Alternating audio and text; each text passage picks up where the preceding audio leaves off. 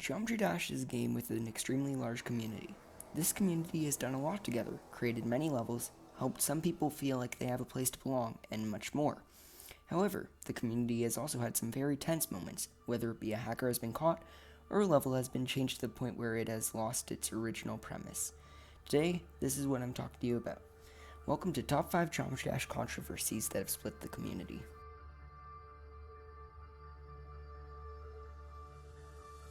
Yata was the spiritual successor to the mega collab Bloodbath.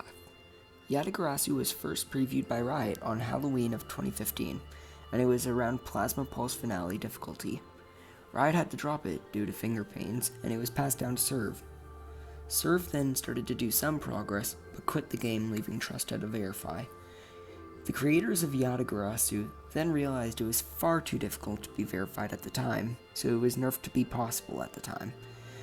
Then, on January 14th, 2017, Yata was verified, but was further nerfed by Trusta in the process. These nerfs ended up causing Yata to be placed under Sonic Wave in difficulty, causing Trusta to receive plenty of backlash, some defending him saying the nerfs were necessary, while others criticized him for making the level become surpassed by Sonic Wave. This controversy was resolved slowly, and now it is a meme that Trusta used a nerf gun to defeat the almighty Yata.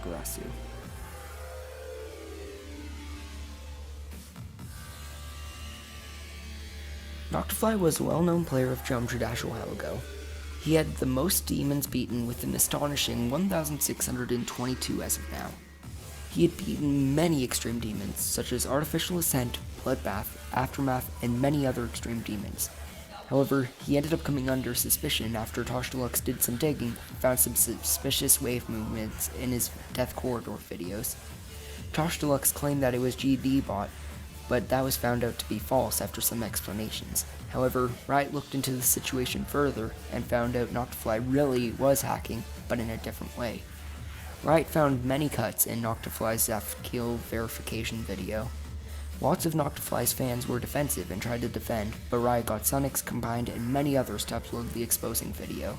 This led to Knockfly being cornered by a lot of the community and being forced to confess. On November 25th of 2017, Knockfly uncompleted every level that he had hacked in the past. Later, Knockfly no longer wanted to be known as Knockfly, so now he goes by the name Noctalium.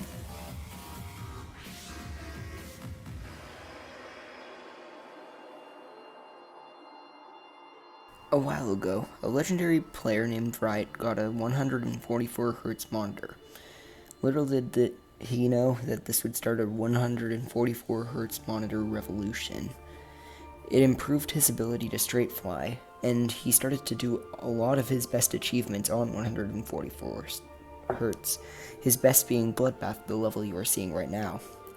Then, players like Serv and Kazar started to realize this and started to get 144Hz monitors in order to be able to do as good as Riot was doing.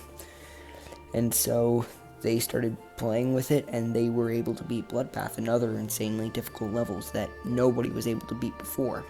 And people started saying that their skill was only coming from these monitors. Some people were finding it as an unfair advantage for people who were rich and were able to get these monitors, which costed $200 and above. And then there were some people who were defending, saying it only slightly affected the gameplay and made it only slightly easier. And in the end, it was resolved, and now it is accepted in the community as something that almost everybody uses now.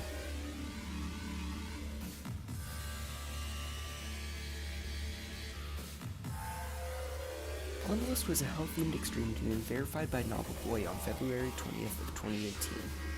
It took Novelboy 1.5 years and 120,000 attempts. People like N-Level and his fans started to say, though, that it is not deserving of the #1 spot, and that Plasma Pulse Finale is harder. Novelboy list moderators and Novelboy fans say that Bloodlust is the ultimate demon, deserving of #1 due to its length, and as well as the amount of skill required to defeat it. The reason it gets underrated is due to the amount of straight fly, making it so that a good straight flyer can do most of the level, as well as the fact that it is based off of Bloodbath, a level that most people have beaten that would try Bloodlust. But for now, the list moderators are keeping it as #1, even though the dispute is still going on.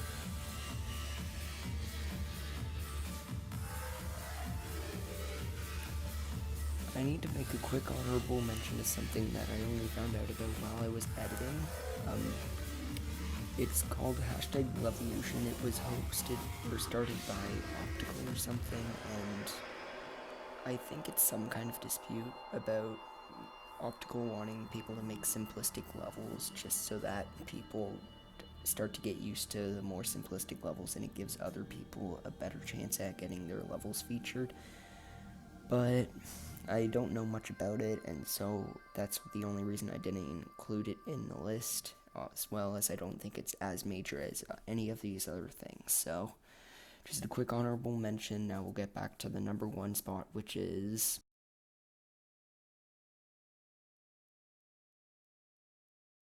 before I start this point, I need to preface that I do not hate on any of these people. I think they are amazing at the game and that I have full respect for them.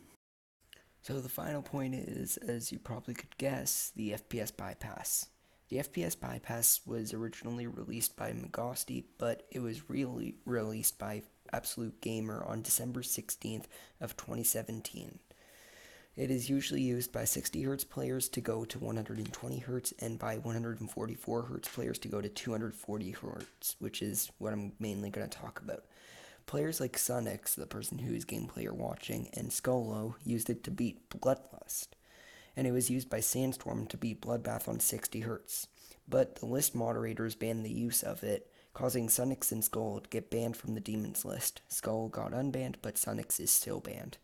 The community then split, usually in favor of the FPS Bypass, but most of the moderators are trying to get it banned still.